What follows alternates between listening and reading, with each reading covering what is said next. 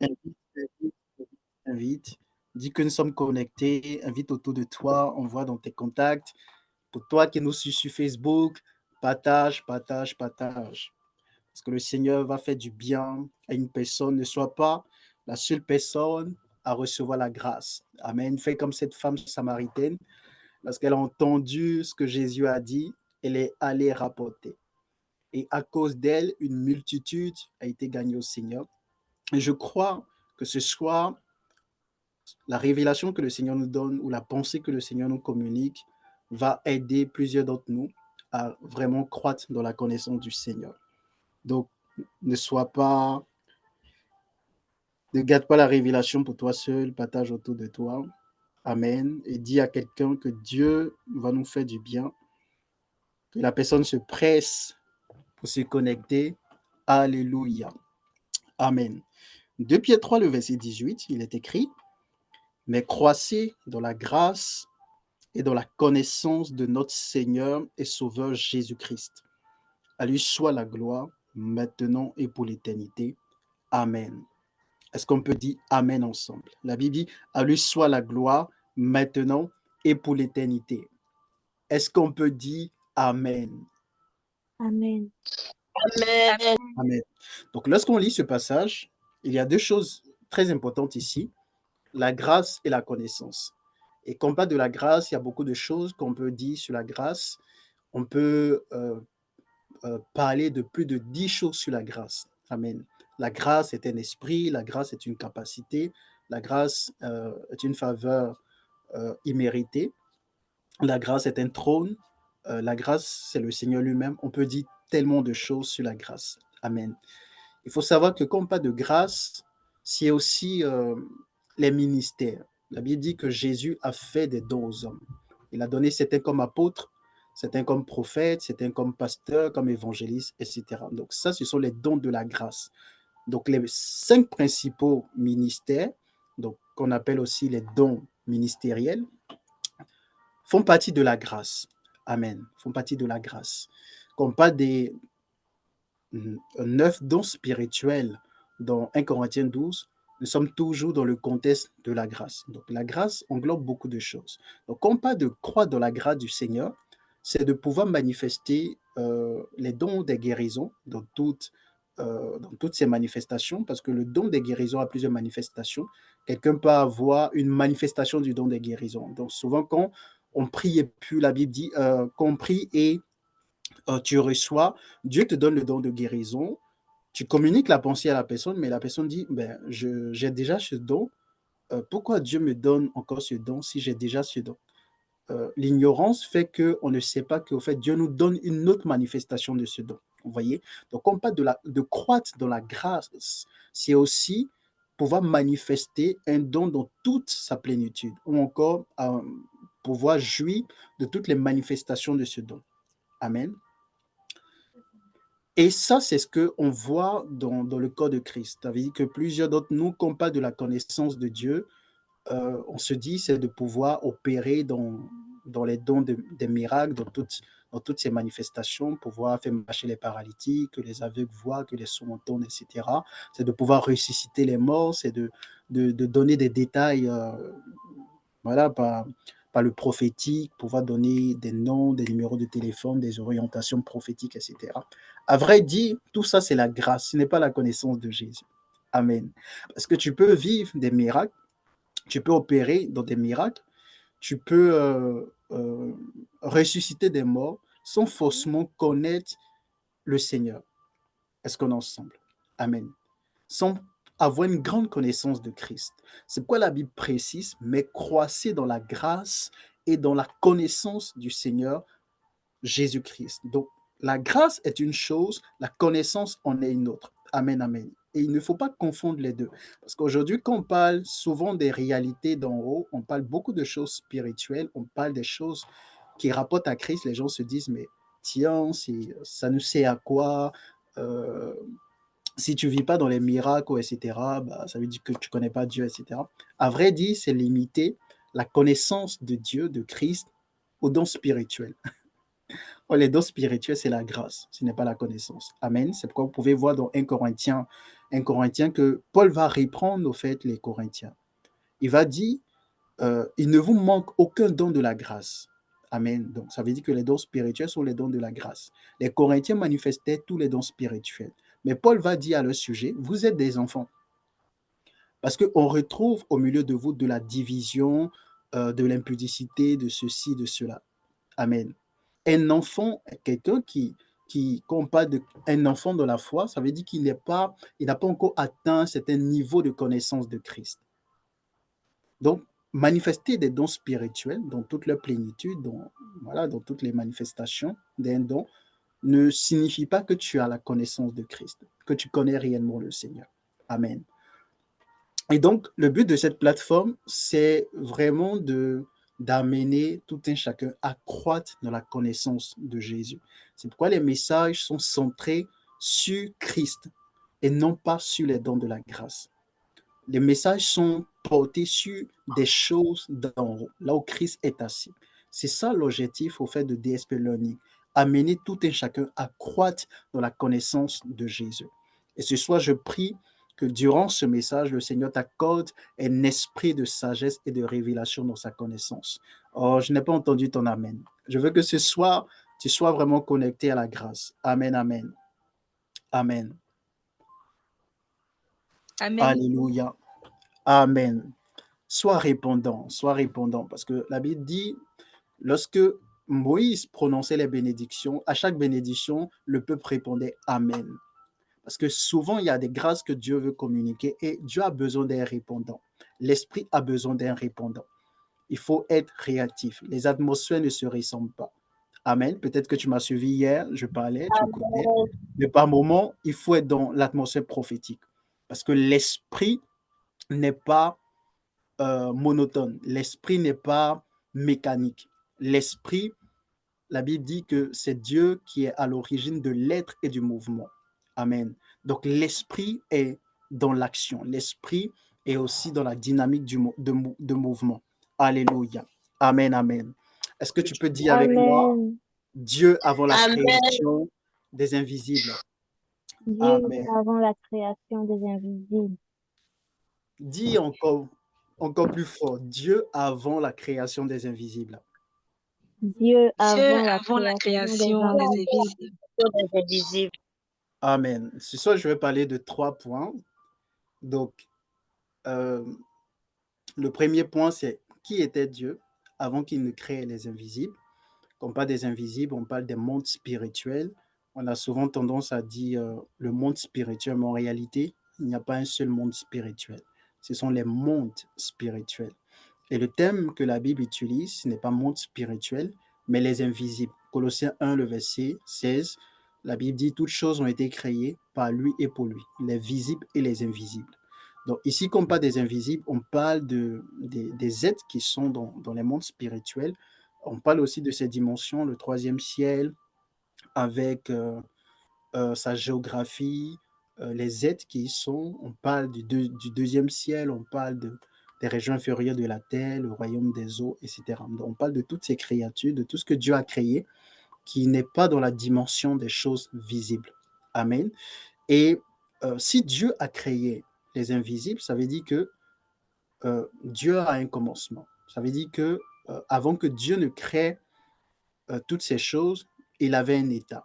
Il avait une identité. Amen. Donc, c'est la première des choses que nous allons voir. Qui était Dieu avant la création des invisibles, les caractéristiques de Dieu. Ensuite, nous allons voir l'univers de Dieu. Nous sommes sur la terre, c'est notre univers, c'est notre environnement, c'est notre géographie. Mais quel était l'environnement de Dieu? Quelle était sa géographie? En fait, comment les choses étaient avant que Dieu n'habite le troisième ciel? Amen. Est-ce qu'on est ensemble là? Est-ce qu'on est ensemble là? Amen, Amen. amen. Alléluia, alléluia, alléluia. Sois Amen, vraiment actif amen. ce soir. Et à la fin, nous allons voir pourquoi Dieu a décidé de créer les invisibles et aussi les visibles. Donc, c'est ce que nous allons voir ensemble. Amen. Nous allons prendre plusieurs tests pour commencer. Plusieurs tests. Donc, le premier test, c'est Jean 4, le verset 26. Jean 4, le verset 26. Donc, on va lire ensemble. Amen. Amen. Peut-être ton voisin ne lit pas assez la Bible. C'est soit il va faire un peu de lecture. Alléluia. Jean 4, le verset 26. Donc, une personne pour prendre Jean 4, le verset 26. Un deuxième lecteur, 1 Jean 4, le verset 8. 1 Jean 4, le verset 8. 1 Jean 4, le verset 8.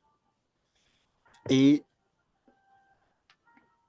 troisième lecteur, 1 Jean 1, le verset 5. Donc, on fera 4 lectures. Le premier lecteur, Jean 4, le verset 26. Jean 4, le verset 26, premier lecteur. Deuxième lecteur, 1 Jean 4, le verset 8. 1 Jean 4, le verset 8. 1 Jean 4, verset 8. Troisième lecteur, 1 Jean 1, le verset 5.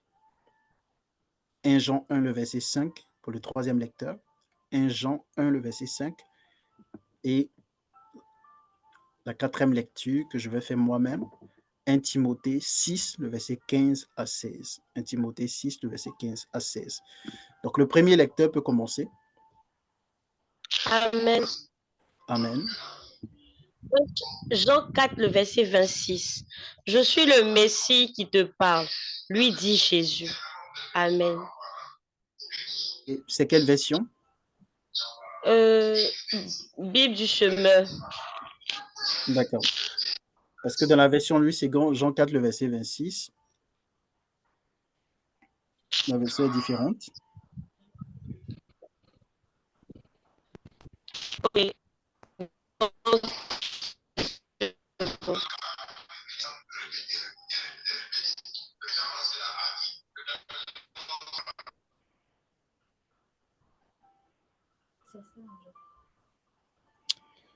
Ok, excusez-moi, c'est Jean 4, le verset 24, plutôt.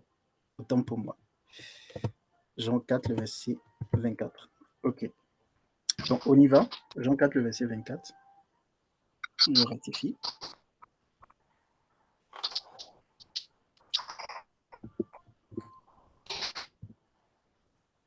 On y va pour la lecture. Jean 4, le verset 24. Jean 4, le verset 24. Dieu est esprit et il faut que ceux qui l'adorent l'adorent par l'esprit et en vérité. Amen. Jean 4, verset 24. Dieu est esprit et il faut que ceux qui l'adorent l'adorent en esprit et en vérité. 1 Jean 4, le verset 8. On peut 1 Jean 4, le verset 8. Le deuxième lecteur.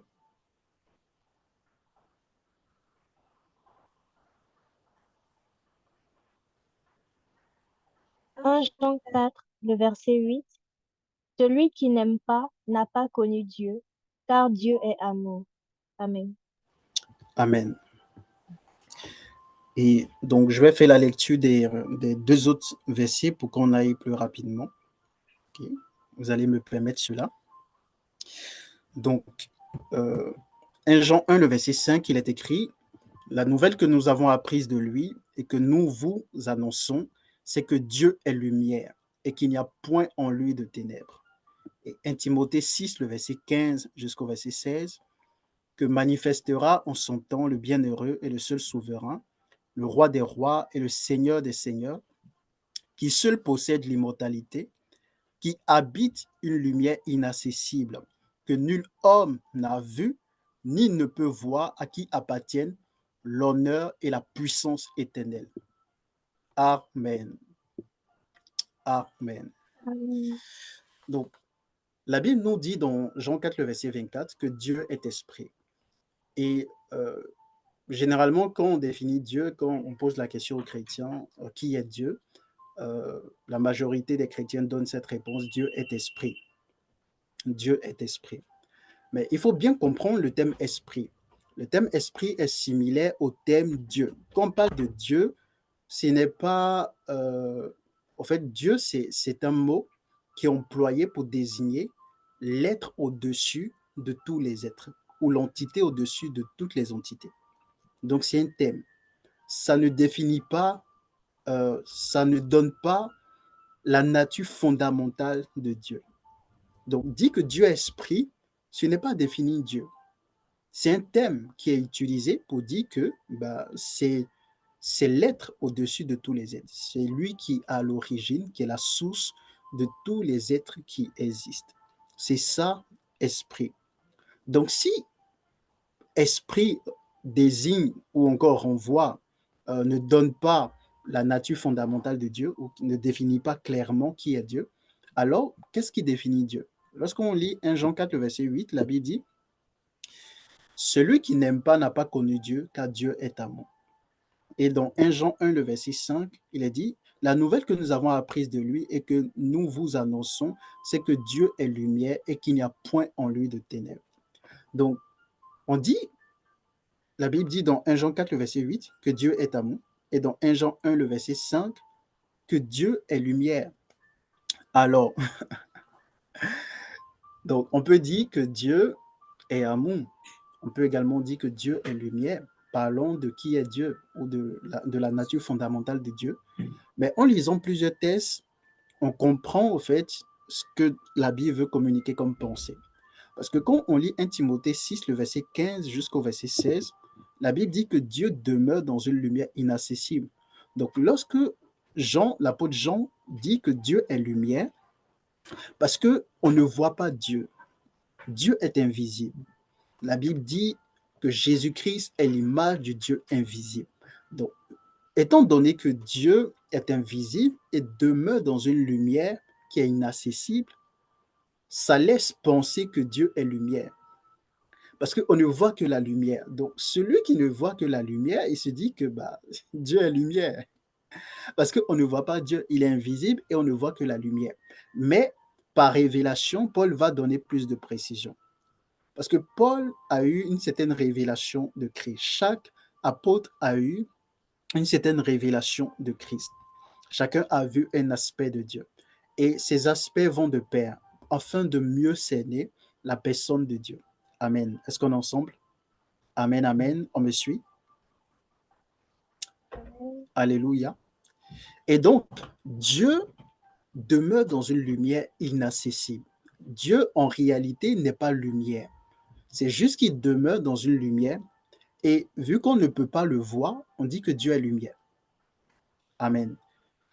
Donc, si Dieu n'est pas lumière, quelle est alors la nature de Dieu ou sa nature fondamentale?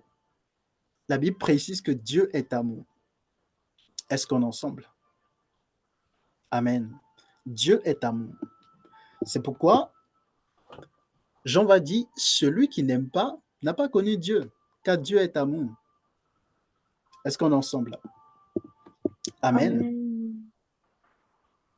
Dieu est amour. Parce que,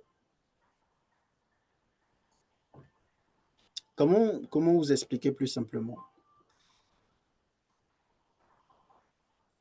Lorsque vous prenez la relation entre le Père et le Fils, la Bible dit que Dieu aime le Fils. Le Père aime le Fils. Dans Jean 3, le verset 35, le Père aime le Fils.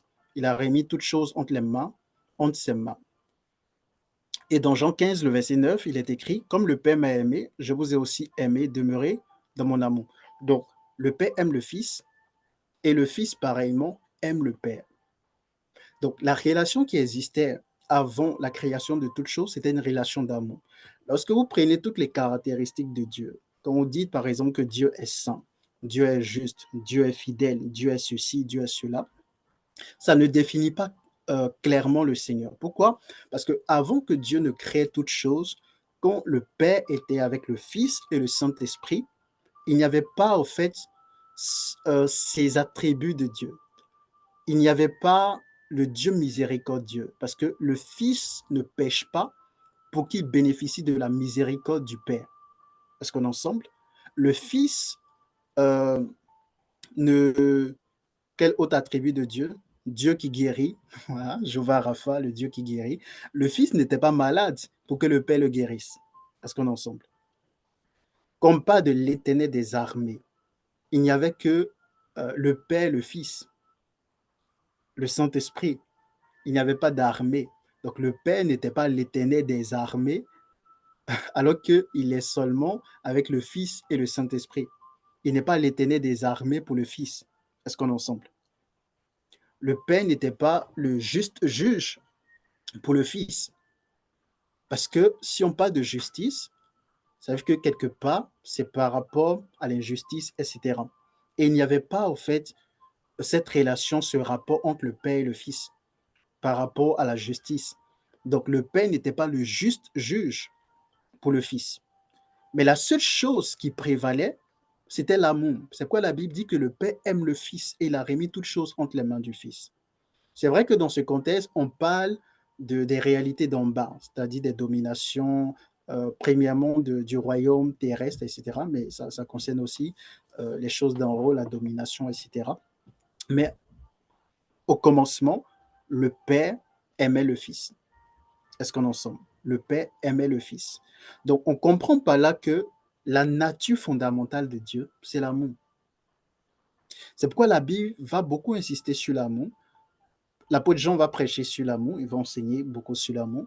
Paul va parler de l'amour dans Éphésiens, dans 1 Corinthiens et dans plusieurs autres passages dans ses épîtres, il va insister sur l'amour. Amen. Parce qu'en réalité, lorsque tu grandis dans la connaissance de Christ, tu verras que c'est l'amour qui va croître en toi. Est-ce qu'on est ensemble?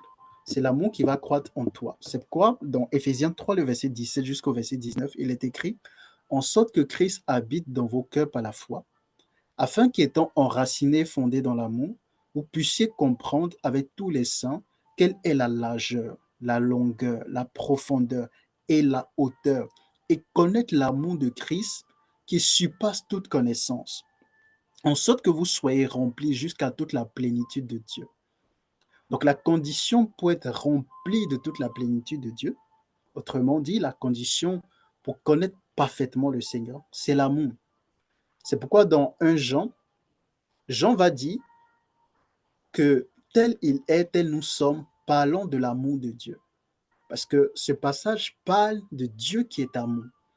Et quand il dit tel il est, tel nous sommes dans ce monde, ça veut dire que c'est quand son amour atteint la perfection, et le passage le précise, quand on lisait dans plusieurs versions, surtout la version Semeur, vous comprenez parfaitement ce que l'auteur dit. Quand l'amour de Dieu arrive à la perfection en nous, ou se parfait en nous, c'est là que nous pouvons dire que nous connaissons le Seigneur. Donc personne ne peut prétendre connaître Jésus s'il n'a pas atteint une certaine dimension d'amour. Mais cette dimension d'amour n'a rien à voir avec ce que nous connaissons sur la terre. C'est pourquoi la Bible précise que l'amour de Dieu surpasse toute connaissance. Donc ça veut dire que tout ce que tu peux connaître sur la terre n'est pas comparable à l'amour de Dieu.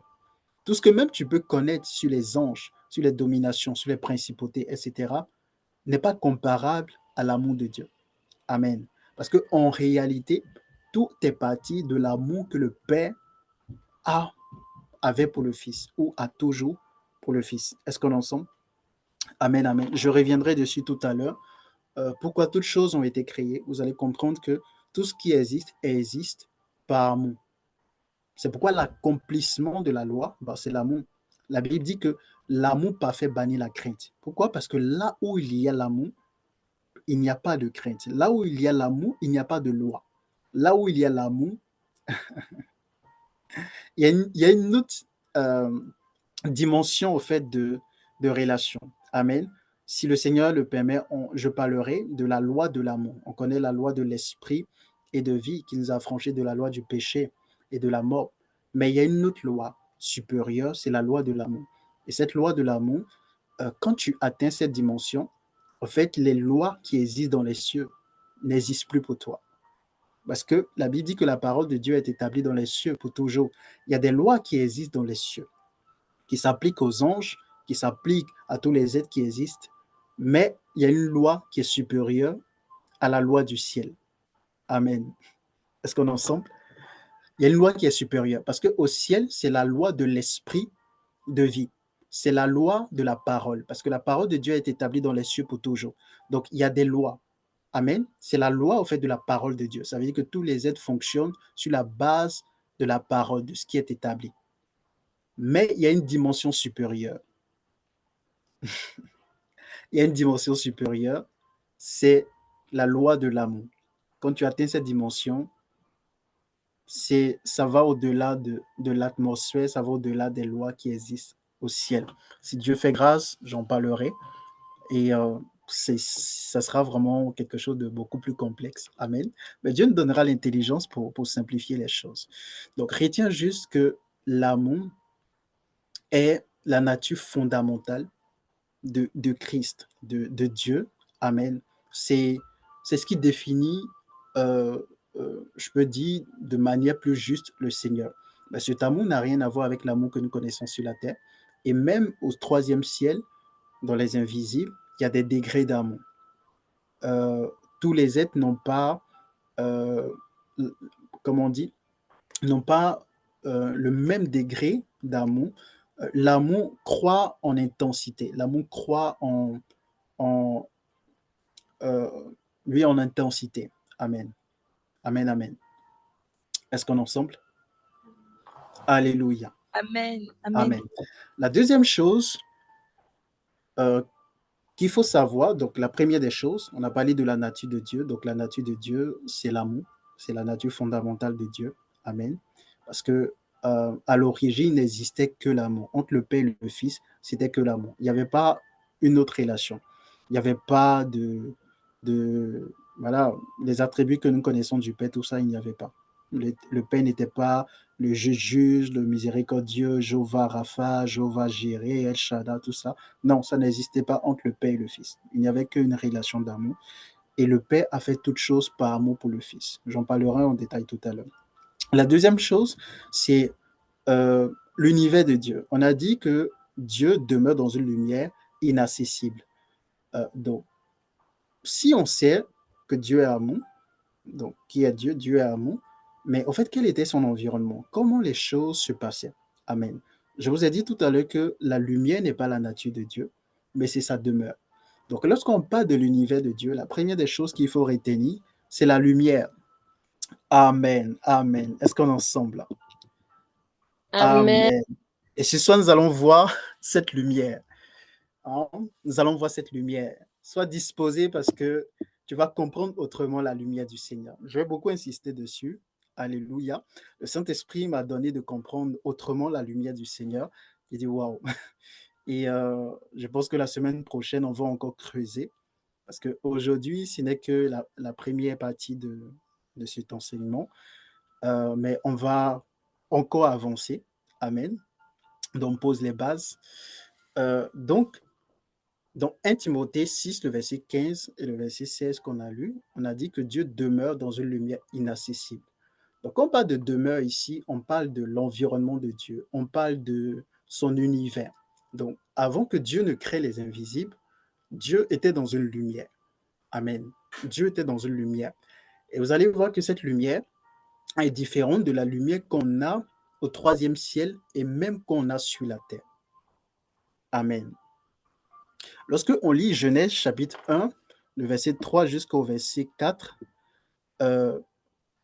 la Bible dit que Genèse chapitre 1, le verset 3. Est-ce qu'on peut faire la lecture? Genèse chapitre 1, le verset 3.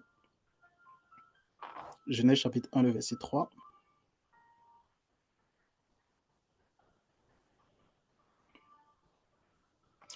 La Bible dit, dans la version Louis II, Dieu dit que la lumière soit et la lumière fut. Le verset 4, Dieu vit que la lumière était bonne et Dieu sépara la lumière d'avec les ténèbres. Dieu appela la lumière jour, il appela les ténèbres nuit. Et plus tard, quand vous lisez, toujours en Genèse chapitre 1, la Bible dit Dieu fit le plus grand luminaire pour présider au jour, le plus petit pour présider à la nuit. Il fit aussi les étoiles. Et il plaça le plus grand luminaire dans l'étendue qui est appelée ciel. Et le plus petit, bon, voilà, bon, il a placé le plus grand luminaire dans l'étendue qui est appelée ciel. Et dans ce même étendue, il a placé aussi les étoiles. Donc, on comprend que la lumière de Genèse chapitre 1, le verset 3, est différente de la lumière des astres. Parce que il y eut un jour, il y eut un soir, il y eut un matin, et ce fut le premier jour. Donc la Bible dit que Dieu a séparé la lumière d'avec les ténèbres. Donc il appelle la lumière le jour, il appelle les ténèbres nuit ou le soir. Et plus tard on dit il y eut un soir, il y eut un matin, ce fut le premier jour. Donc on comprend que la lumière ici, sur la terre, ce n'est pas la lumière du soleil, ce n'est pas la lumière des étoiles. Ça, c'est ce qu'on appelle la lumière des astres ou les luminaires. Mais lorsque on lit plus tard, dans Jean 1, le verset 9, la Bible dit, cette lumière était la véritable lumière qui, en venant dans le monde, éclaire tout homme. Donc, bien que Dieu a institué le jour et la nuit, donc le jour, c'est la lumière, la nuit, c'est les ténèbres, amen. Bien que sur la terre, il existe le jour et la nuit, la Bible dit que la véritable lumière, c'est Christ. C'est celle qui est venue dans le monde, qui éclaire tout homme. Donc, on comprend par là que la lumière de Dieu est différente de la lumière sur la terre. Amen. Et quand je parle de la lumière sur la terre, je ne parle pas de la lumière des astres. C'est pourquoi je vous ai ramené en Genèse chapitre 1 pour mieux comprendre. En Genèse chapitre 1, il y a deux types de lumière. La Bible dit que la lumière soit, la lumière fut, il sépara la lumière d'avec les ténèbres. Il appelle la lumière jour, les ténèbres ou la nuit, nuit. Amen. Il y eut un soir, il y eut un matin, ce fut le premier jour. Et plus tard, c'est là qu'on parle des astres, le soleil, la lune, les étoiles, qui ont aussi, au fait, une lumière. Amen. Donc, quand la Bible dit que Jésus est la véritable lumière qui, en venant dans le monde, éclaire le monde, on comprend par là que la lumière de Dieu est différente de la lumière que Dieu a créée, au fait, sur la terre, dans Genèse chapitre 1, le verset 3. Donc, il existe une lumière sur la terre qui n'a rien à voir avec la lumière des astres, mais malgré que cette lumière existe, la Bible dit que ce n'est pas la véritable, parce qu'il y a une véritable lumière. Donc, cette véritable lumière, parlant de Christ, en fait, c'est la lumière de Dieu au commencement, avant même la création des invisibles. Est-ce qu'on est ensemble? Amen, amen. Et nous allons voir les caractéristiques de la lumière, qui est la demeure de Dieu. Amen.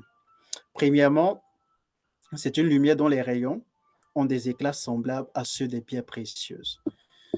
Apocalypse 4, le verset 3, il est écrit, « Celui qui est assis avait l'aspect d'une pierre de jaspe, de sardoine, et le trône était environné d'un arc-en-ciel semblable à de l'émeraude. » Donc, on dit celui qui était assis. Là, on parle de Dieu au milieu de sa création au troisième ciel, le Père qui a revêti un corps céleste, et on dit que il avait un aspect. Et l'aspect qu'il avait, c'était l'aspect d'une pierre de jaspe, de sardoine, et on dit le trône était environné d'un arc-en-ciel semblable à de l'émeraude. Donc, la lumière dans laquelle Dieu se trouve a des éclats, a un rayonnement. Et au fait, quand cette lumière, comment on dit, quand les rayons de cette lumière, au fait, comment vous expliquer plus simplement, lorsque vous voyez le soleil a des rayons, d'accord? On parle des rayons du soleil. Et la lumière du Seigneur, c'est un peu comme le soleil.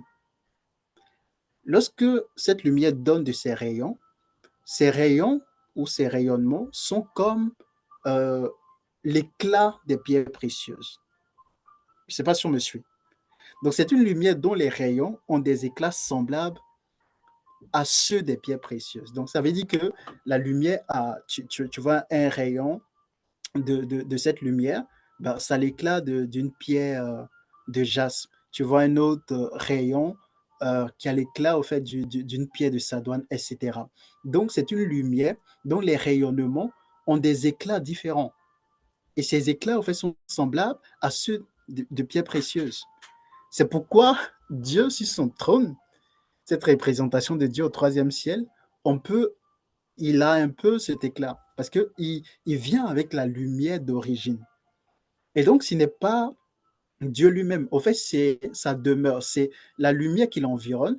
Au fait, c'est cette lumière qui donne l'aspect qui donne l'impression qu'au fait, l'être qu'on voit, bah, il est semblable à une pierre de jaspe, à une pierre de sardoine, etc. Tout et tout. En réalité, au fait, c'est la lumière qui l'environne. C'est sa demeure. Amen. Donc, premièrement, cette lumière a des rayons et en fait, les éclats de ces rayons sont semblables à ceux des pierres précieuses. Amen. Deuxièmement, la lumière qui est la demeure de Dieu est une lumière qui révèle les émotions et les volontés de Dieu. Donc, c'est une lumière intelligente. Hein. C'est une lumière qui révèle les émotions et les volontés de Dieu. Jean 8, le verset 12, il est écrit, Jésus leur parla de nouveau et dit, je suis la lumière du monde. Celui qui me suit ne marchera pas dans les ténèbres, mais il aura la lumière de la vie. Donc, cette lumière est premièrement une lumière de vie. Amen. Il aura la lumière de la vie. Donc, ça veut dire que cette lumière révèle les émotions et les volontés de Dieu. C'est-à-dire que quand Dieu veut communiquer la vie, il y a un rayon qui sort et en fait, c'est une lumière de vie. Amen. Donc, il y a un éclat. Mais cet éclat, en fait, c'est un éclat de vie. Amen. Je ne sais pas si on me suit. Vous voyez, c'est comme Amen. le soleil. La Bible dit que Amen. le soleil ne te frappera point pendant le jour. Amen. Et Dieu va dire à Job, depuis que tu existes, as-tu commandé au jour? Je ne sais pas si vous comprenez bien. As-tu commandé au jour? On parle de quel jour? Sachant qu'en Genèse chapitre 1, le jour, c'est la lumière. As-tu commandé au jour? As-tu fait connaître à l'aurore sa place afin qu'elle saisisse les extrémités de la terre et que les méchants soient secoués? Donc, la Bible dit encore qu'un jour instruit un autre jour. Donc, un jour, par exemple, peut être un jour de joie. Vous savez que la lumière qui éclaire, tous ceux qui reçoivent le rayonnement de cette lumière reçoivent la vie. Tout simplement parce qu'on a décidé que ce soit un rayonnement de vie, au fait. Je ne sais pas si vous me suivez. Donc, quand Dieu veut communiquer la vie, c'est-à-dire qu'il y a un éclat, il y a une lumière, mais cette lumière qui éclaire, c'est une lumière de vie. Ça communique la vie. Est-ce qu'on est ensemble?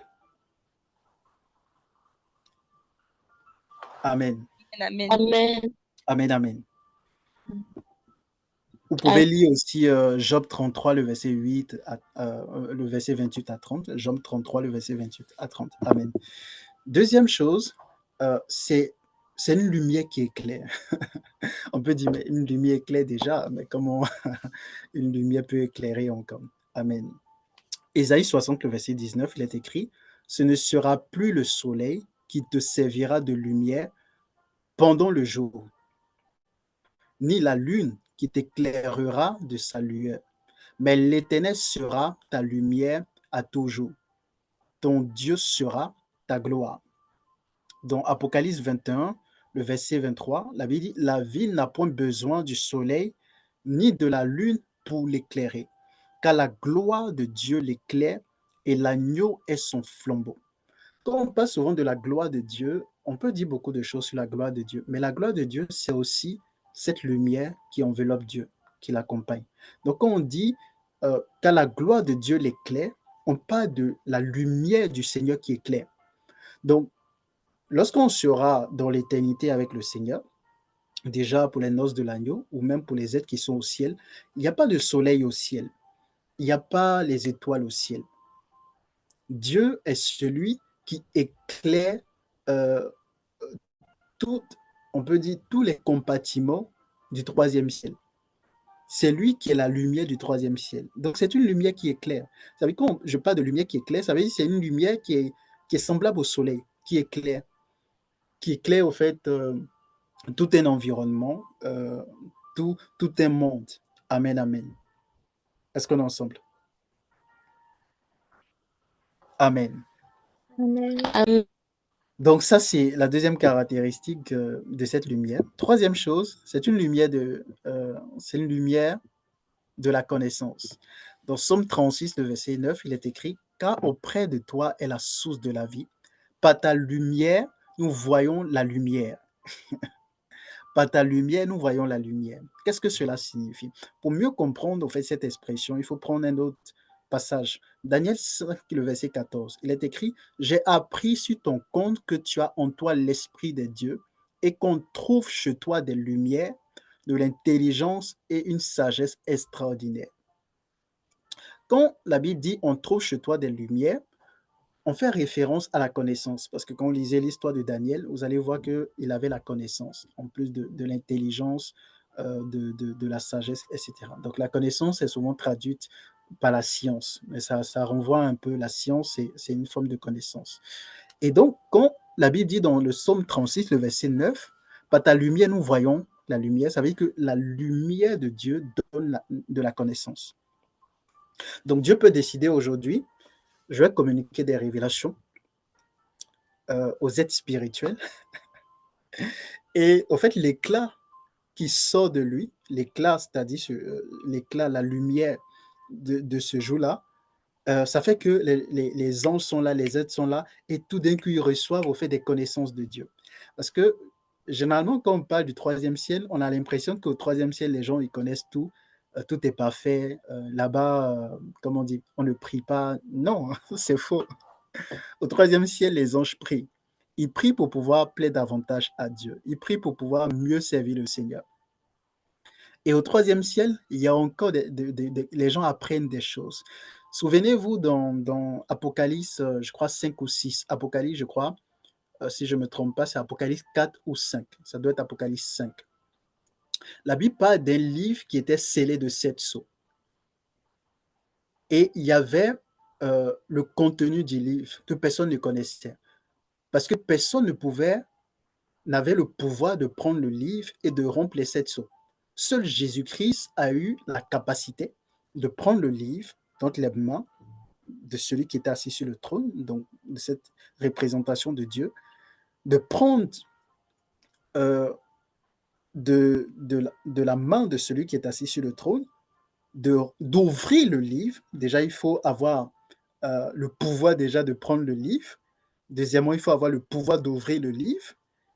Et ensuite, de rompre les 7 sceaux. Amen, amen. Est-ce qu'on est ensemble? Amen. Amen. Donc, Jésus prend le livre. La Bible précise que personne ne pouvait prendre le livre et ouvrir même le livre et de rompre les 7 sceaux. Donc, il prend le livre, il ouvre le livre, il arrive à rompre les 7 sceaux et là, maintenant, il donne les contenus des 7 sceaux. Donc, les êtres qui étaient dans les cieux ne savaient pas, ne connaissaient pas les choses qui étaient contenues dans ce livre. Il a fallu que le Seigneur Jésus-Christ donne le contenu du livre. C'est là qu'ils ont eu connaissance. Donc, pour dire que même au ciel, les gens continuent d'apprendre. Ils ne connaissent pas tout. Il y a des choses qui les sont cachées. L'exemple Amen. des 7 sceaux, amen. Parce qu'on parle des 7 sceaux, on parle ensuite des 7 trompettes, on parle des 7 coupes. Toutes ces choses, les êtres du ciel ne savaient pas. Il a fallu que Jésus-Christ donne la révélation. Et même quand on lisait Apocalypse chapitre 1, vous allez voir, il est écrit révélation de Jésus-Christ que le Père lui a donné, qu'il a fait connaître à son serviteur Jean par l'envoi de son ange. Donc le Père a donné des révélations au Fils et le Fils maintenant va révéler cela à l'Église en envoyant son ange pour faire connaître ces choses à son serviteur, l'apôtre Jean. Et l'apôtre Jean maintenant va nous communiquer cela. Amen. Donc ça veut dire que les êtres qui sont dans les cieux ne savent pas tout. Ils continuent d'apprendre des choses au sujet de Dieu. Alléluia. Donc Dieu étant dans sa demeure, il dit, OK, aujourd'hui je souhaite communiquer ma connaissance. Donc l'éclat qui va émaner de lui, ça sera en fait un éclat ou un rayonnement de connaissance. C'est pourquoi la Bible dit, par ta lumière, nous voyons la lumière. Ça veut dire que par ta lumière, par l'éclat, par le rayonnement de ta lumière, nous avons de l'instruction, nous avons de la connaissance. Amen. Donc la lumière de Dieu révèle les émotions de Dieu et ses volontés. Ça veut dire que quand Dieu veut communiquer quelque chose, la nature de l'éclat change. C'est toujours la lumière, mais au fait, tu reçois quelque chose dans ton être. Amen, amen. La Bible dit que le soleil ne te frappera point pendant le jour. Vous savez que c'est toujours la même lumière, c'est toujours la lumière du soleil, mais les gens meurent parce qu'ils reçoivent comme quelque chose en eux. Amen. C'est un peu comme on dit, le champ magnétique. Tu peux être là, tu ne sais pas, tu es dans une pièce. Pour ceux qui travaillent beaucoup avec leurs ordinateurs, vous allez voir que souvent on met des systèmes de détection où quand tu es dans une salle, en fait, au bout d'un moment, l'air, euh, euh, comment expliquer plus simplement? En fait, l'air que tu respires n'est pas bon pour toi. Mais tu peux pas savoir parce que toi, tu es dans la pièce. Donc, le système t'indique que là, c'est pas bon. Parce qu'il y a tellement un champ électromagnétique, l'atmosphère, en fait, c'est pas, il y a un rayonnement, c'est pas bon pour toi. Mais toi, tu es là, c'est comme, voilà, tu sens pas. Parce que ce sont des choses invisibles à l'œil nu. Mais tu reçois ces choses. C'est un peu comme les messages subliminaux aussi. C'est-à-dire, tu écoutes une musique, mais il y a des paroles en bas que toi, tu n'entends pas, mais que ton subconscient capte. Amen. Mais c'est la musique, toi, voilà, pour toi, c'est la même musique que tu entends, mais tu n'entends pas ce qui est derrière. C'est la même chose. Donc, il peut avoir la lumière, tu ne vois que la lumière, mais en fait, cette lumière te communique quelque chose. Est-ce qu'on est ensemble? Amen, amen. Amen. C'est pourquoi la Bible dit, le jour instruit un autre jour, la nuit donne connaissance à une autre nuit. Donc, ça peut être la nuit, mais il y a des instructions qui ont été données à cette nuit. Il y a des instructions qui ont été données au jour. À l'image de Job. Depuis que tu existes, as-tu commandé au jour? Donc, ça veut dire que le soleil, tu vois le soleil, mais en réalité, la lumière du soleil, il y a des instructions qui sont contenues dans cette lumière. C'est la même chose sur le plan spirituel avec la lumière de Dieu. La lumière de Dieu révèle ses émotions et ses volontés. Donc, quand il veut communiquer sa connaissance, c'est une lumière de connaissance. Amen, amen. J'ai dit aussi que c'est une lumière qui est claire. Donc, ça peut être juste une lumière qui est claire, ça ne donne pas de la connaissance, c'est clair juste. C'est une lumière de vie, ça communique la vie aussi. Amen, on a vu ensemble. Il aura la lumière de vie, dans Jean 8, le verset 12. Euh, c'est une lumière de jugement aussi. Ésaïe 10, le verset 17. La lumière d'Israël deviendra un feu et son sein une flamme qui consumera et dévorera ses épines et ses ronces en un seul jour. Donc, ça peut être une lumière brûlante comme un feu. Donc, il y a deux aspects. C'est-à-dire, c'est une lumière qui vient pour juger. Parce que la Bible dit que Dieu exerce ses jugements par le feu. Amen. Le feu vient aussi pour pouvoir détruire les ronces et les épines que Dieu n'a pas plantées en ses serviteurs. C'est pourquoi la Bible dit, il fait de ses serviteurs des flammes de feu. Donc, ça veut dire que le feu, souvent, c'est pour te purifier, c'est pour détruire les ronces et les épines qu'il n'a pas plantées en toi. Parce que Dieu les consume par le feu. Le feu vient aussi pour t'embraser, il vient pour te fortifier. Donc, le feu a plusieurs rôles. Amen. Donc, c'est une lumière brûlante comme un feu. Donc, quand Dieu veut fortifier, il peut envoyer une lumière qui fortifie. Amen, amen. C'est pourquoi la gloire de Dieu n'est pas la même. J'enseignerai dessus. Sois connecté, je te parlerai au fait des gloires. Parce que la gloire de Dieu, c'est aussi les différents aspects ou encore comment la lumière de Dieu révèle les, euh, les émotions et les volontés de Dieu. Amen. Quand souvent on parle de la gloire de Dieu, en réalité, c'est souvent cette lumière au fait qui se manifeste. Et quand cette lumière veut, par exemple, quand Dieu veut consumer des choses en nous, cette lumière devient un feu qui brûle. Amen. Cette lumière, au fait, devient une lumière brûlante. Donc, on va dire, ah, la gloire de Dieu était, cette gloire était tellement forte, on sentait comme si des choses ont été enlevées en nous, etc., tout et tout. Vous allez voir que même quand tu fermes les yeux, tu pries, tu sens une lumière. Je ne sais pas si ça arrive à cet temps. Quand tu es soit en pleine adoration ou quand tu es en prière, tu pries en langue, souvent il peut faire noir, il fait nuit, mais tu sens comme s'il y a de la lumière. Tu es dans la chambre, la lumière est éteinte, mais dans ton esprit, tu sens qu'il y a une lumière. Je sais pas, est-ce que c'est déjà arrivé à quelqu'un ici? Est-ce que ça arrive très souvent à quelqu'un?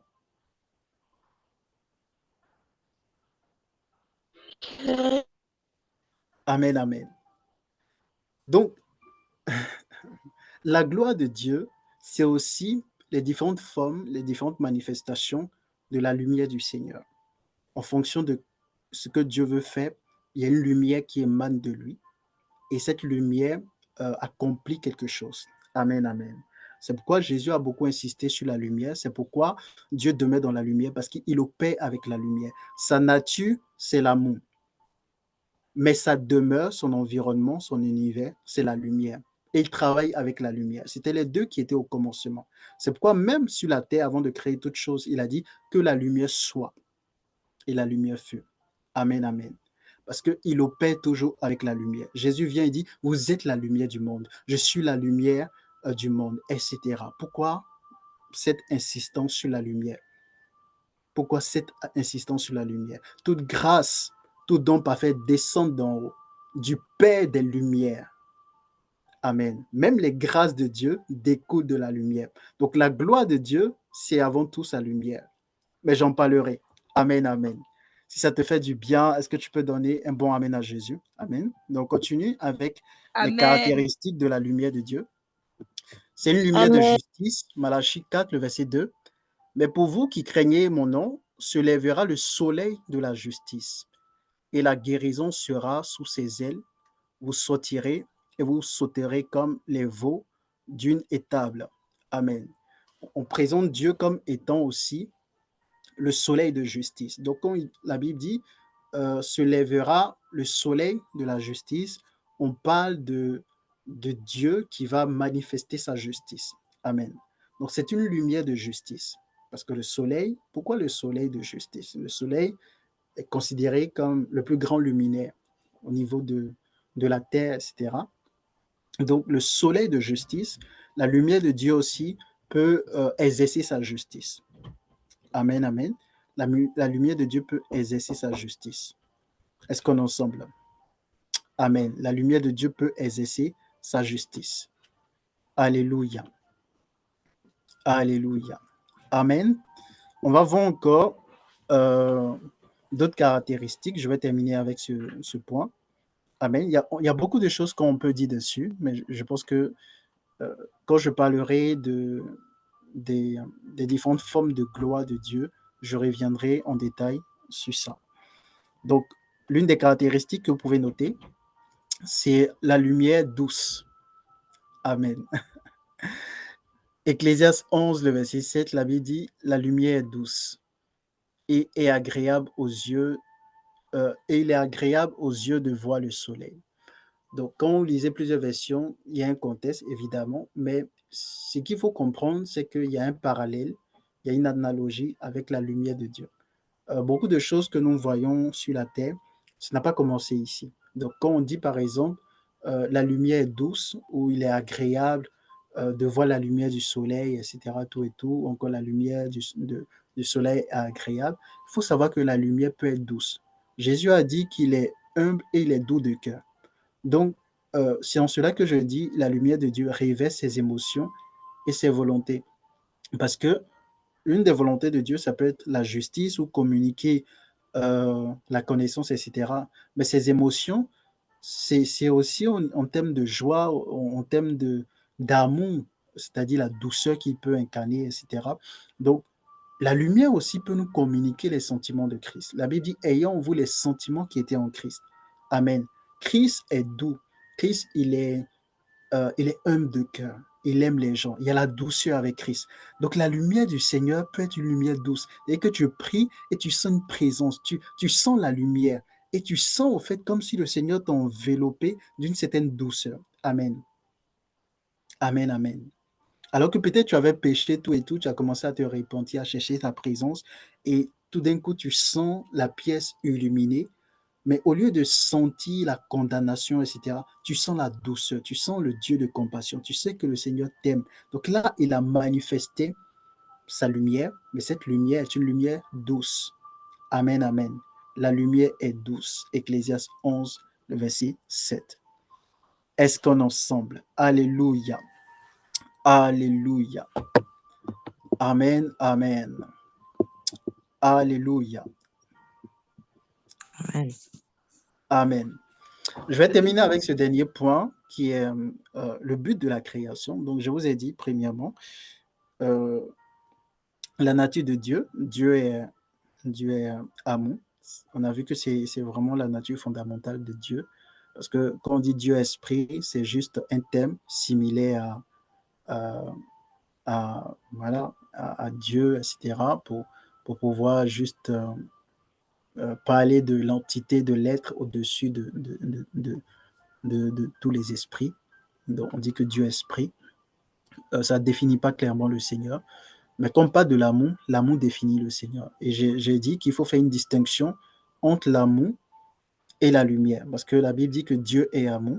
La Bible dit également que Dieu est lumière. Mais on a vu que on confond, on dit souvent que Dieu est lumière parce qu'il est invisible et il demeure dans une lumière inaccessible. Et vu qu'on ne voit que la lumière, on pense que Dieu est lumière. Mais en réalité, Dieu n'est pas lumière. Dieu habite dans la lumière. Amen, amen. Et il utilise la lumière pour arriver à ses fins. Quand il se manifeste, il apparaît avec la lumière. C'est quand on peut voir Christ dans ses manifestations, il y a la lumière qui l'accompagne. On parle de l'admirable royaume de lumière du Fils. On parle de, voilà, nous qui sommes devenus lumière avec Christ parce que Dieu est dans la lumière. Et donc, rejoindre Dieu, communier avec lui, c'est vraiment naviguer, être dans son environnement qui est lumière. Il fait toutes choses avec la lumière. Amen, amen. Et pour finir, nous allons voir pourquoi Dieu a créé toutes choses. Amen. Pourquoi il a décidé, il était avec le Fils, ça se passait bien, il aimait le Fils, et le Père et le Fils décident de créer toutes choses. Pourquoi? Amen. Pourquoi? Jean 5, le verset 20, il est écrit, car le Père aime le Fils et lui montre tout ce qu'il fait, et il lui montrera des œuvres plus grandes que celles-ci, afin que vous soyez dans l'étonnement. Donc, le Père aime le Fils. Et le Père a d'abord créé toutes choses par amour pour le Fils. Donc, le Père crée des choses et il montre au Fils. Il dit, Fils, tu vois ci. Et le Fils reproduit en réponse à l'amour du Père, mais pour imiter le Père. C'est pourquoi Jésus va dire, il ne fait rien de lui-même, mais il ne fait que ce qu'il voit le Père faire. C'est-à-dire que ce que le Père fait, c'est ce qu'il lui reproduit. Donc, en d'autres termes, si c'est Jésus qui a créé les invisibles et les visibles, ça veut dire que il a reproduit ce que le Père a fait. Amen. Donc, Colossiens 1, le verset 16, on dit toutes choses ont été créées par lui et pour lui. Les invisibles et les visibles, les trônes, les dominations, les principautés, etc. Et on dit au fait, tout a été créé par Jésus. Amen. Et pour Jésus. Donc, si c'est Jésus qui a créé toutes choses, ça veut dire qu'il a certainement vu cela avec le Père. Parce qu'il dit qu'il ne peut rien faire de lui-même et qu'il ne fait seulement ce qu'il voit le Père faire. Donc, pour que Jésus puisse créer les invisibles et les visibles, ça veut dire qu'il a vu ça quelque part. Il a vu le Père faire. Est-ce qu'on est ensemble? Mais si le Père a créé les invisibles et les visibles, euh, pourquoi la Bible n'en parle pas? euh, où, où, est, euh, où se trouve cette création? Parce que nous sommes, on connaît les invisibles et les visibles que le Fils a créés. Mais si le Père a créé des choses avant ça, où sont ces choses? Pourquoi la Bible n'en parle-t-elle pas? En réalité, la Bible parle par révélation. Et c'est ce que je suis en train de partager avec vous. La Bible dit que Dieu est esprit, mais le Dieu qui est esprit possède un esprit. Ah, Dieu est esprit, il est esprit et puis lui-même il possède un esprit. Parce qu'en réalité, une chose que vous devez comprendre, c'est que le Père et le Fils sont deux êtres distincts, mais en même temps un. Ah, c'est ce qui fait vraiment Dieu. Le Père et le Fils sont un parce qu'ils partagent le même esprit. C'est-à-dire que l'esprit du Père, c'est le même esprit que le Fils. Donc, c'est en cela qu'ils sont un. C'est pourquoi Jésus va dire, moi et le Père, nous sommes un. Quand il dit moi et le Père, nous sommes un, c'est pas parce qu'ils travaillent tellement en harmonie. Quand on lit souvent les Bibles d'études, etc., on nous dit que quand Jésus dit moi et le Père, nous sommes un, c'est par rapport à sa volonté. Ça veut dire qu'ils travaillent tellement en harmonie qu'on dit qu'ils sont un. En fait, en réalité, ça va au-delà. Il y a ça, mais il n'y a pas que ça. Ils sont un parce qu'ils partagent le même esprit. Mais ils sont distincts parce qu'ils ont des âmes différentes. Ça peut choquer des théologiens, ça peut choquer des pasteurs, des hommes de Dieu, parce que dans beaucoup d'enseignements qu'on a donnés à beaucoup de chrétiens, c'est que Dieu, il est esprit, donc il n'a pas une âme. Mais rappelez-vous, dans Genèse chapitre 1, la Bible dit, faisons l'homme à notre image. Dieu crée l'homme Dans Genèse chapitre 1, dans Genèse chapitre 2, il forme un corps à l'homme et l'homme a une âme. Donc, la notion d'âme vient d'où? Parce que la notion d'esprit, on sait que ça renvoie à Dieu. Mais la notion d'âme vient d'où? Et souvent, lorsqu'on ne creuse pas, on ne comprend pas parce que on va dire non que quand on parle de l'âme, quand on parle de, par exemple, du cœur, on fait référence à l'esprit, tout et tout. Mais en réalité, l'âme, c'est l'âme, l'esprit, c'est l'esprit, le cœur, c'est le cœur. Ce n'est pas pareil. Et je vous donne une référence biblique pour que vous puissiez comprendre avec moi que en réalité, Dieu a une âme. Est-ce qu'on est ensemble? Amen, amen. On va prendre Hébreu 10, Hébreu 10, le verset 38. Est-ce que quelqu'un peut nous faire la lecture dans la version 8 secondes? Hébreu 10, le verset 38.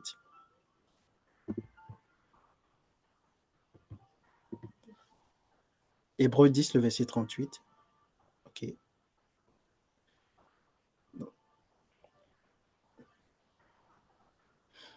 Hébreu 10, le verset 38. Je fais la lecture.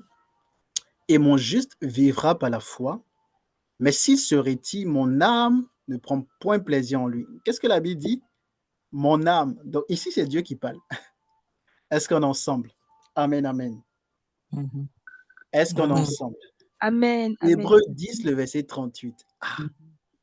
Et mon juste vivra par la foi. Mais s'il se retire, mon âme ne prend point plaisir en lui.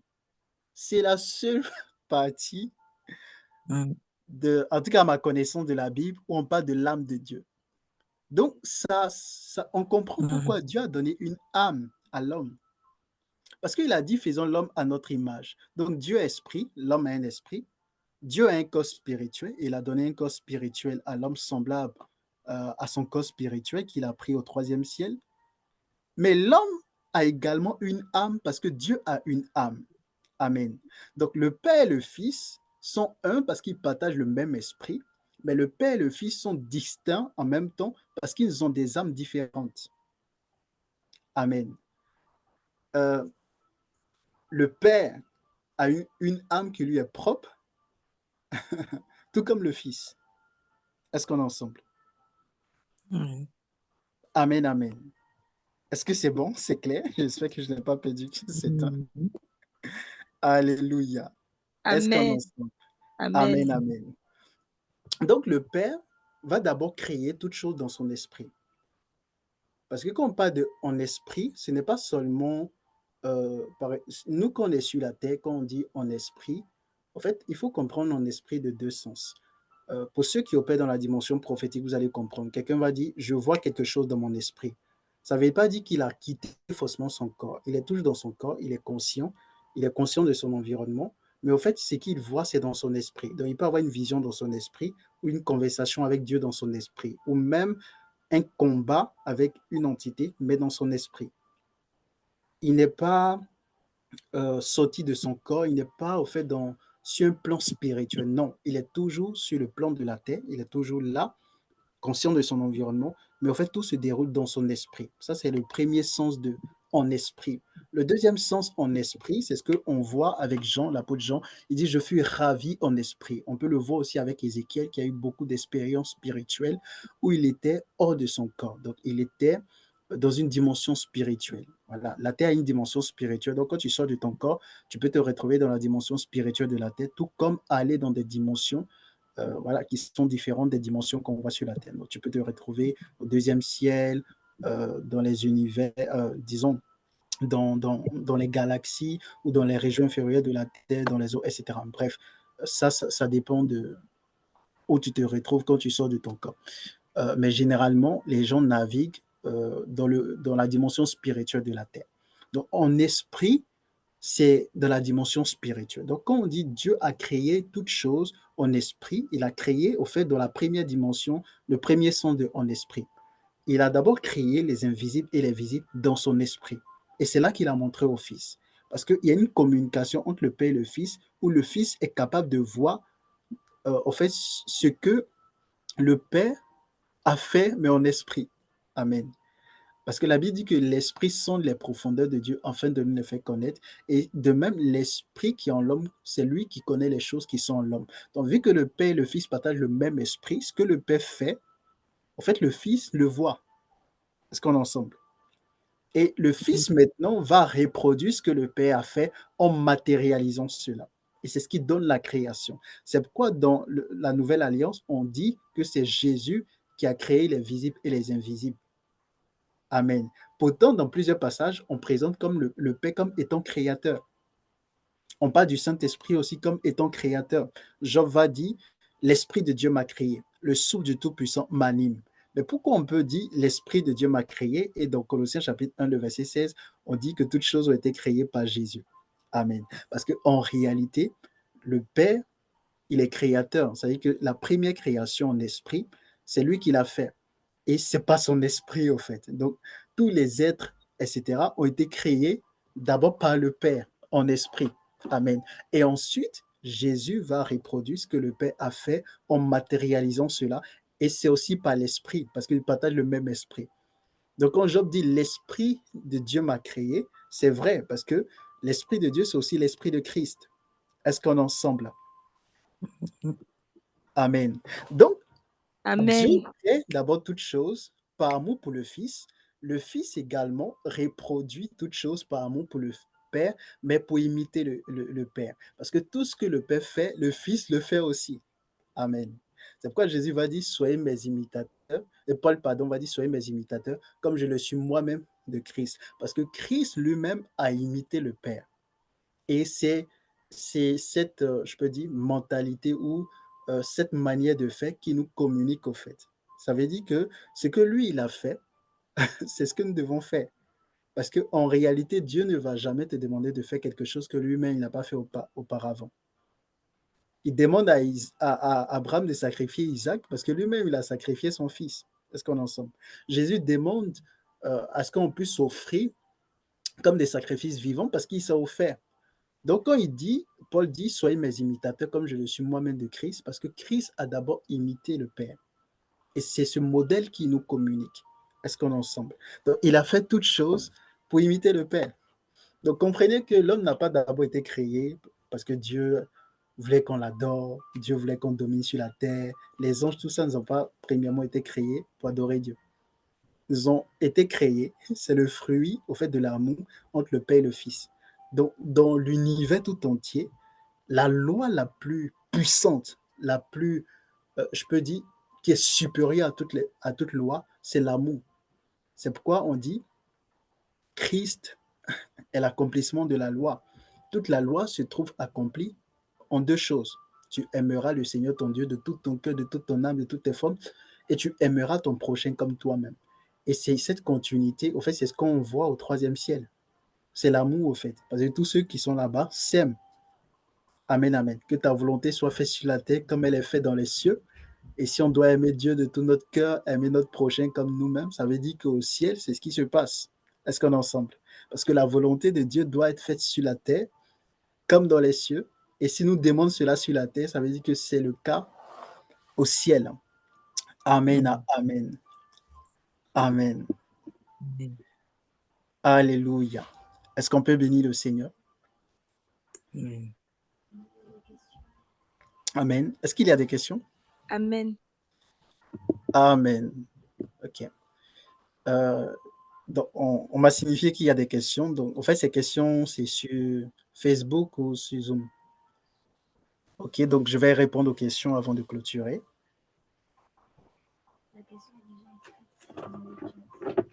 Est-ce qu'on peut me lire la question, s'il vous plaît?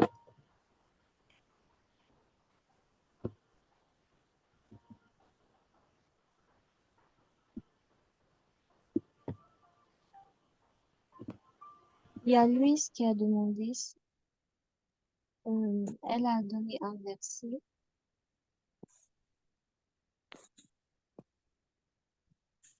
La justice et l'équité sont la base de ton trône. La bonté et la fidélité sont devant ta face. Est-ce ce verset qui correspond à la description au sujet de la fondation du royaume de Dieu qui est établi au ciel du son nom?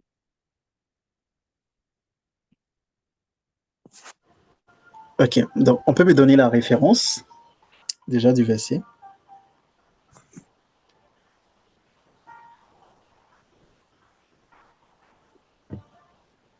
La référence du Somme verset.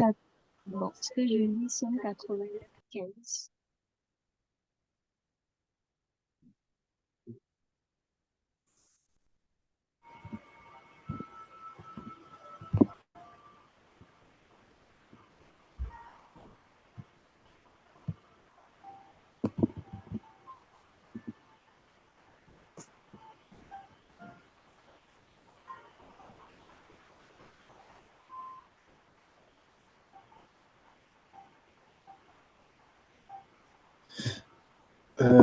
Ok, j'essaie de, voilà, de prendre connaissance des questions. Donc, j'ai pas déjà j'essaie de comprendre. Autrement, quelles sont les références bibliques? Attends.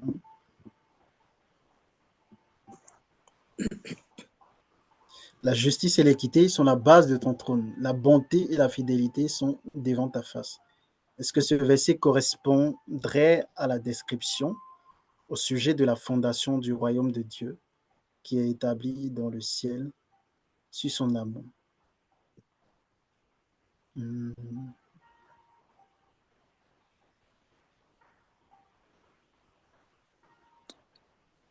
Bonsoir, je ne sais pas si j'ai été claire dans ma question, mais je peux toujours. J'essaie de comprendre. Donc, si Oui, en fait, tu peux c'est m'éclairer. parce que, voilà, c'est parce que, en fait, à un moment donné, Hmm. tu as parlé sur le fait que le royaume de Dieu, on doit le comprendre, euh, que tout est parfait là où, en fait, que Dieu a fondé tout sous son amour en Christ. Mais par exemple, je me pose la question, si on va dans la rue et on doit expliquer à une personne que, Hmm. effectivement, que ce royaume-là, il doit être compris comme ça et pas autrement, pour éviter en fait les erreurs de compréhension. Quelles sont les références qui permettraient justement à la personne de comprendre que justement euh, Dieu, quand il est dans son royaume, eh ben, pour lui, tout est lumière. Il est la lumière. On n'aura plus besoin d'être éclairé, par exemple, par la lumière du jour ni la lumière de la nuit. Il est dit ça dans la parole de Dieu. Parce que Christ est lumière. C'est lui la lumière du monde. C'est Christ, en fait. Ouais.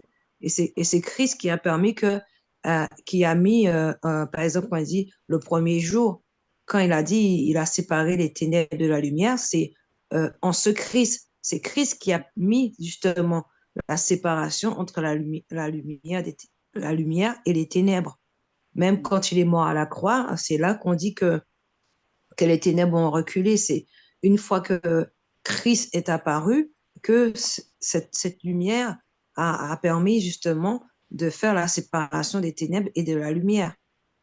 Hmm. Donc, comment en fait amener à à une véritable compréhension de commencer dans le royaume de Dieu, justement, comme tu as dit, que l'accomplissement de toute la loi, c'est l'amour, et que justement, cet amour-là demeure euh, depuis la création, comme Dieu l'a créé, en fait. Voilà. Je pense que c'est un peu D'accord. plus clair maintenant. Euh, En fait, ce qu'il faut comprendre, là, on parle de Dieu avant la création. Donc, on parle de qu'est-ce qui a motivé Dieu à créer toute chose, ou encore le but premier de la création. Donc, d'abord, j'ai parlé de Mhm. qui était Dieu, parce qu'il y a Dieu tel qu'il se présente au milieu de sa création, c'est-à-dire au troisième ciel, l'aspect de Dieu, les attributs qu'il a, etc. Ça correspond à sa relation avec sa création. Ça, on en Mhm. parlera. Pour le moment, on voit Dieu avant la création.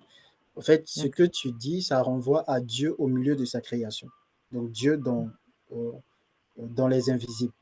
Après, ça, c'est un thème qu'on va aborder. On parlera justement de, des manifestations de Dieu pour expliquer certaines choses, pourquoi la justice, pourquoi la miséricorde, les anges qui ont péché, parler de beaucoup de choses. Mais là, l'enseignement de ce soir, on parle de Dieu avant qu'il ne crée toute chose.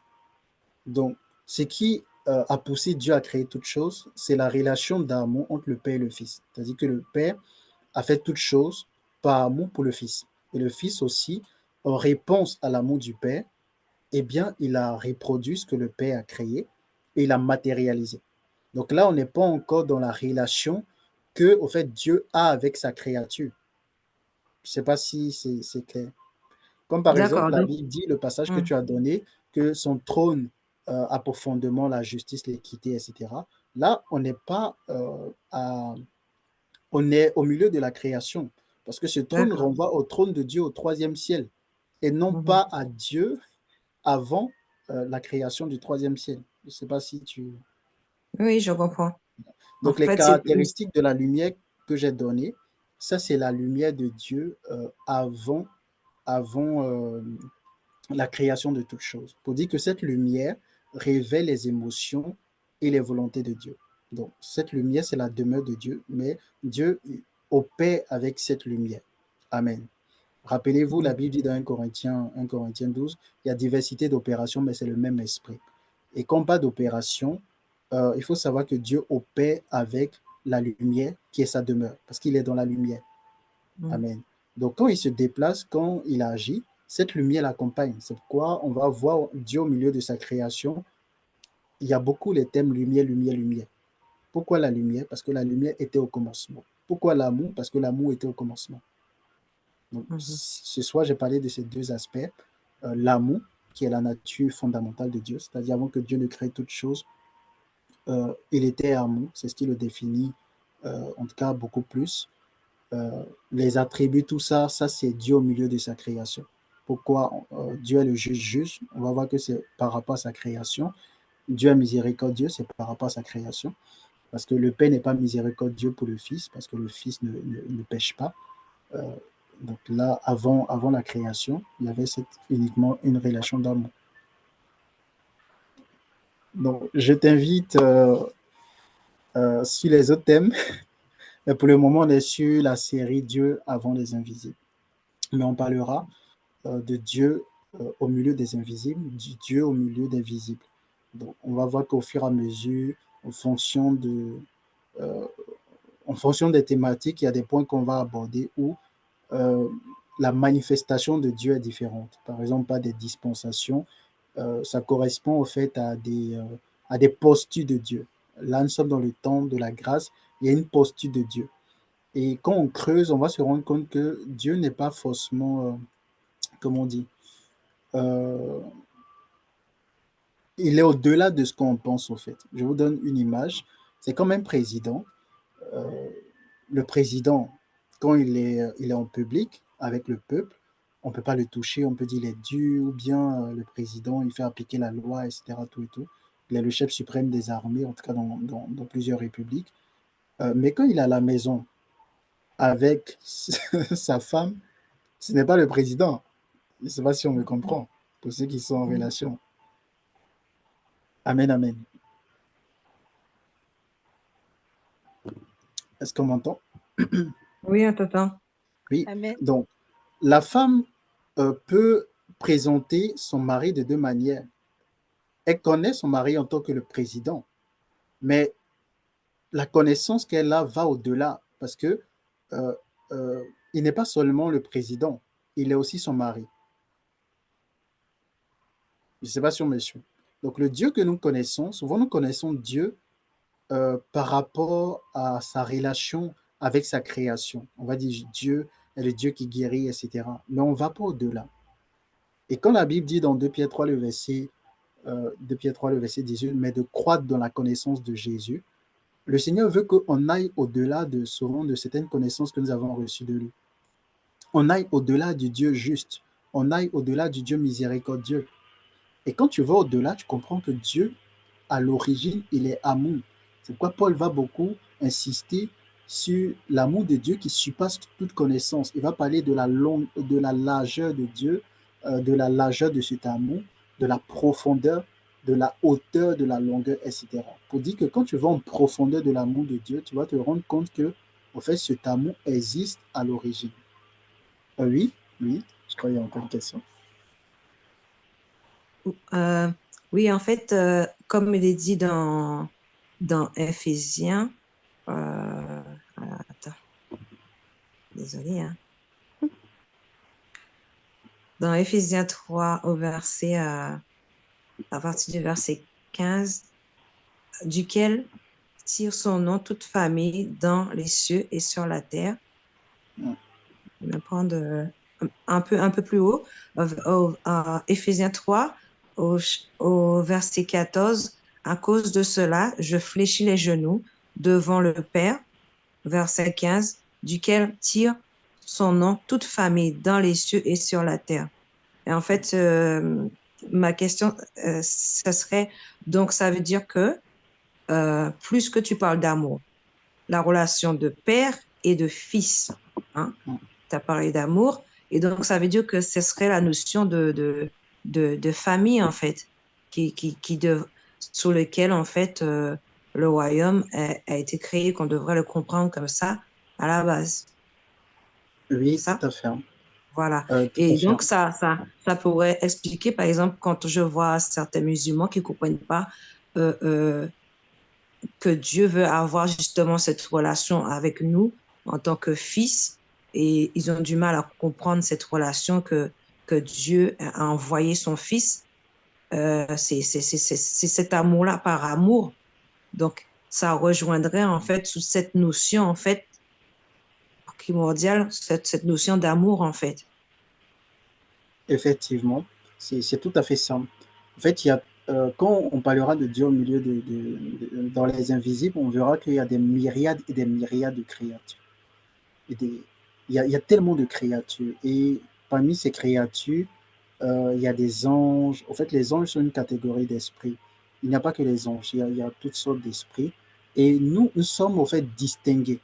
C'est-à-dire que parmi ces créatures, Dieu nous choisit et décide de faire de nous ses enfants. C'est-à-dire de nous amener à cette dimension de relation d'amour que lui, il a avec le Fils.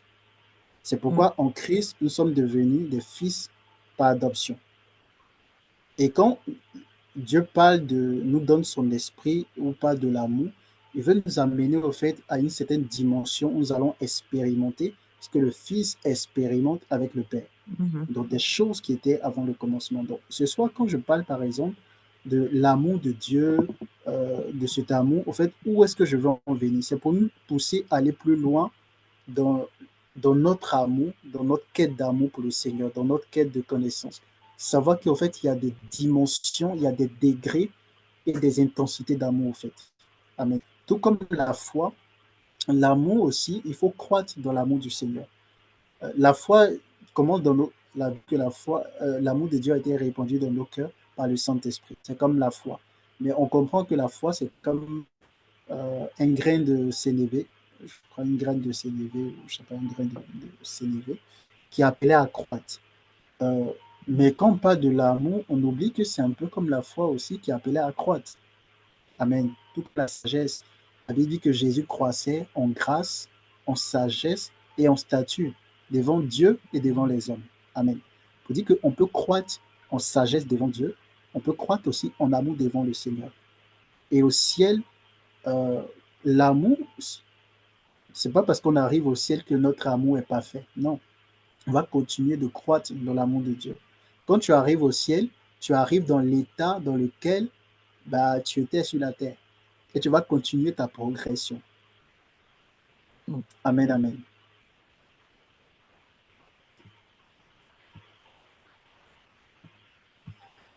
Donc, s'il n'y a plus de questions, on va s'arrêter là. Donc, Marielle, ça voudrait dire que quand le Seigneur il dit dans les derniers temps, l'amour de beaucoup se refroidiront, c'est pour justifier de justement que cet amour-là dans lequel il baigne en fait dans la relation avec son, son fils et toute la création dans le ciel, c'est la même chose qu'il veut retrouver quand il reviendra. C'est ça qu'il veut qu'il prédomine chez nous. C'est cet amour-là Oui, qui effectivement, parce justement, que qui a diminué, enfin, qui refroidit. effectivement, au fait, il faut comprendre ce passage en corrélation avec d'autres passages. Jean va dire, Mhm. celui qui n'a pas connu Dieu, celui qui n'aime pas n'a pas connu Dieu, car Dieu est amour.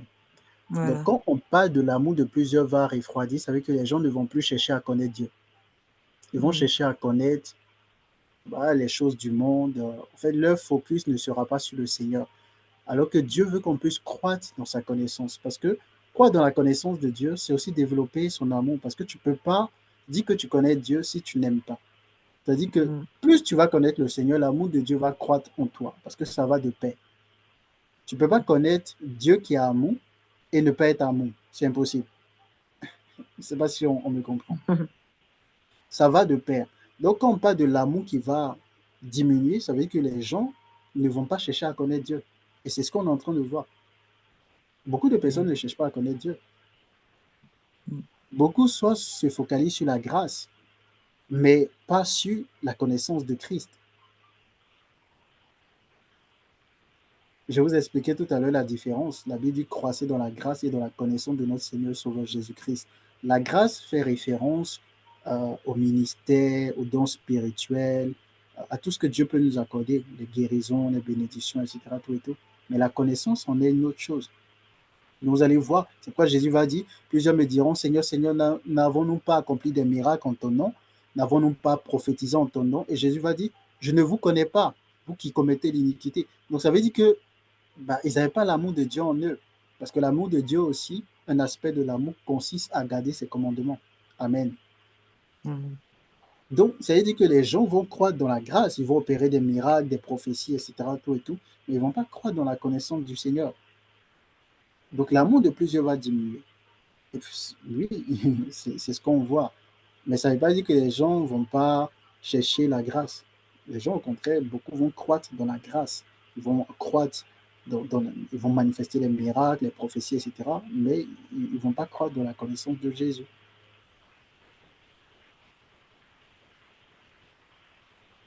Amen. Donc, on va s'arrêter là pour aujourd'hui. On va prier pour dire merci au Seigneur et on se retrouve mercredi prochain. Donc, DSP Learning, c'est chaque mercredi à partir de 20h GMT. Donc, pour ceux qui sont en Europe, c'est à 21h heure d'hiver. Amen. Et comme je vous ai expliqué, le but de la plateforme, c'est de nous amener à croître dans la connaissance de Jésus-Christ. Donc, si ça t'a fait du bien, invite autour de toi, en fait que plusieurs soient bénis par ces révélations. Et je crois que le Seigneur va continuer de nous révéler des choses cachées et profondes. Amen. Sois connecté, en tout cas, si c'est ton désir de croître dans la connaissance de Jésus, parce qu'il y a beaucoup de choses que le Seigneur va nous communiquer. Amen, amen. Je le dis humblement, il y a beaucoup de choses que le Seigneur va partager. En tout cas, s'il m'autorise à partager avec vous, et je crois qu'il le fera. Donc, on va prier pour dire merci au Seigneur et le recommander en cette nuit. Père, par le Seigneur Jésus-Christ, nous te disons merci. Merci pour ta parole, merci pour toutes ces révélations. Nous prions que ce ne soit pas juste des informations, mais que tu nous accordes la grâce de te chercher avec ces informations, de désirer croître dans ton amour, parce que nous avons compris que, Seigneur, c'est ton amour, Seigneur, qui t'a motivé à créer tout ce qui existe. Et toute la création est le fruit de l'amour entre le Père et le Fils. Tout ce que nous voyons, Seigneur, est parti, Seigneur, de l'amour entre un Père et son enfant. Oui, Seigneur, tu as fait toutes choses par amour pour le Fils. Et le Fils également, Seigneur, créé, Seigneur, les invisibles et les visibles. Seigneur, le monde matériel que nous connaissons, Seigneur, par amour pour toi, mais aussi pour t'obéir, pour refléter parfaitement ta volonté. Ce soir, nous prions en fait que cet amour croise dans nos cœurs, selon qu'il est écrit, enraciné et fondé dans l'amour, jusqu'à ce que nous parvenions à nous soyons remplis de toute la plénitude de Dieu. Connaître l'amour de Christ. Oh, cet amour qui surpasse toute intelligence. Cet amour qui est long, qui est large, qui est profond. Cet amour, Seigneur, qui nous amène à être semblables à toi. Car il est écrit, tel il est, tel nous sommes. Oh, sur la terre, dans ce monde. Parlons de l'amour du Seigneur. Père, nous prions que cet amour nous guide. Nous prions que cet amour ouvre nos yeux, que cet amour illumine les yeux de nos cœurs.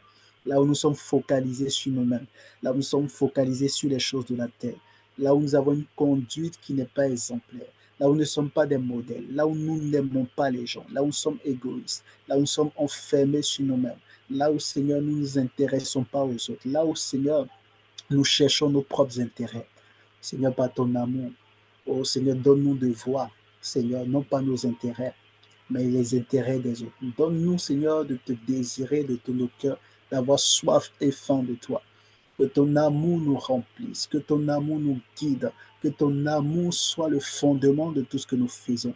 Car il est écrit, Seigneur, que même si nous donnons tous nos biens aux pauvres, même si on va jusqu'à se sacrifier, même en étant, Seigneur, immolé par le feu, si cela n'est pas fait par amour, cela ne nous sert de rien. Cela, Seigneur, n'a pas d'utilité. Cela, Seigneur, est d'aucune utilité. Si nous avons toute la connaissance, nous opérons, Seigneur, dans des dimensions terribles. Nous avons tous les manteaux. Nous faisons marcher tous les paralytiques. Nous faisons voir tous les aveugles.